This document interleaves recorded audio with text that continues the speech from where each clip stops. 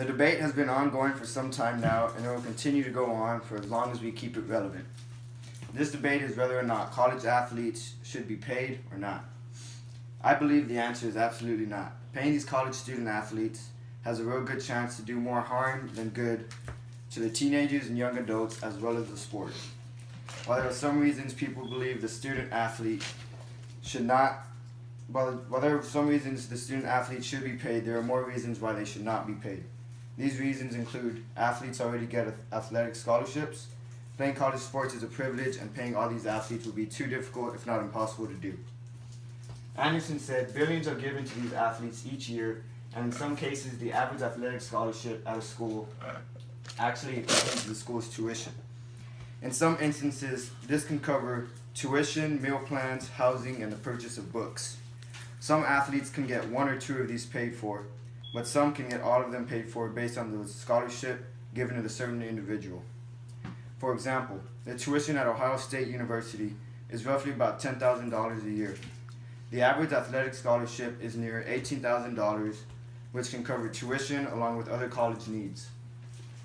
Some students also will receive financial aid, Pell Grants, and student loans. Nevertheless, I completely understand the athlete that doesn't receive as much money because the coach only has a certain amount of money to give out. I also understand the athlete that receives no money at all because he is a walk-on to the team, but playing college sports is not a mandatory activity that needs to be done. Playing college sports is a privilege. If you're not receiving money from the athletic department, then you don't have to play. It is not a necessity. Also, if you're not receiving money from the athletic department, I believe that you can work harder in the academic side of it and try to get money that way. Playing college sports is merely a privilege that not everybody can do, so if you really want to play, you will have to make sacrifices if you aren't receiving money from the athletic department.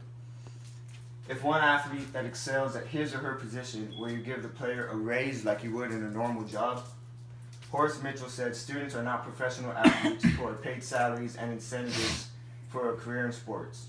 They're receiving access to a college education through their participation in sports for which they earn a scholarship to pay tuition, fees, room and board, and other expenses. Another reason college athletes should not get paid to play in their certain sport is because there will be no fair way to pay every college athlete equally. Will all college athletes get paid, or will only the three main college sports that bring in the most revenue be paid, which is baseball, basketball, and football? The amount of money the school would lose for paying every single athlete would be outrageous.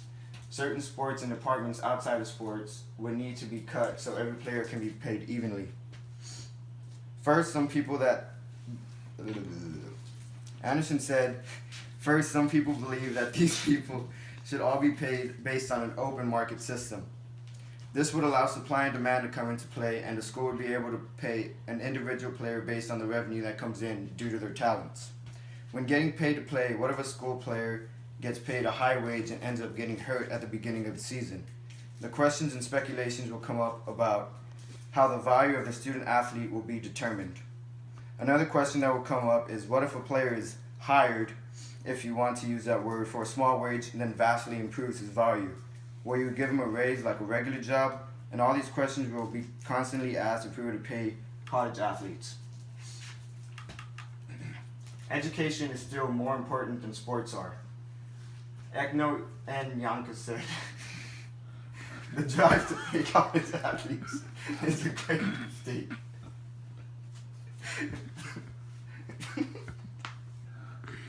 Because it suggests that this is the only way to put them out of their misery.